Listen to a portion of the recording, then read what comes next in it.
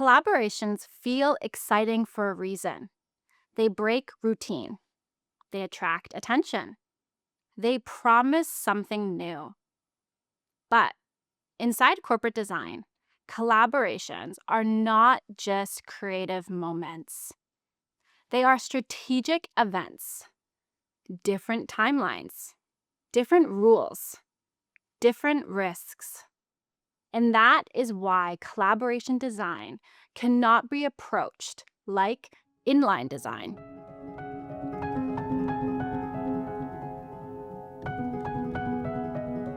I've executed over 25 collaborations. So when I talk about collaboration design, this isn't theory, it's experience. If you're interested in understanding how creativity actually functions inside a corporate system, subscribe to Small Studios. This channel is where we slow the work down so you can build clarity, confidence, and long-term fluency as a designer. Most inline collections follow a predictable rhythm, but collaborations do not. They often run off cycle. They may launch early or later, or entirely outside a seasonal calendar. Sometimes the goal is to catch a cultural moment. Sometimes it is about a partnership announcement. Sometimes it is about entering a new audience. Because of this, collaboration timelines are compressed. Decisions happen faster. Mistakes are more visible. Designers who treat collaboration like inline work fall quickly behind. You have to understand the intent first. Why this partner? Why now? And what does success actually look like? Learning moments. Collaborations do not follow standard calendars. Timing is driven by culture, not seasons. Clarify intent before designing. Speed demands clarity. Most collaborations do not start from nothing. They start with something that already works. An existing silhouette, a best-selling style, a proven construction. The real question is not, what should we design? It is, how can we improve what already exists?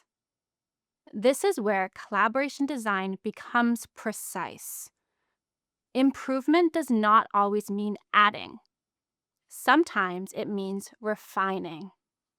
Better proportion, new material choice, a construction detail that elevates performance or feel. The strongest collaboration designers respect the original. They study why it sells, why the customer loves it, and where there is room for improvement. You are not there to replace the product. You are there to push it forward without breaking it. Learning moments. Start with what already works. Identify one or two areas of meaningful improvement. Collaboration is evolution, not erasure. Collaboration design is not about compromise. It's about alignment. Two brand identities, two design languages, and one product. A successful collaboration does not dilute either brands. It sharpens both. That means knowing what must stay and what can shift. The strongest work lives at that intersection, not in the middle. It requires constraint, clear communication, and the respect for both sides. Learning moments. Define non-negotiables early. Design at the intersection, not the average. Clarity protects identity. Restraints create impact.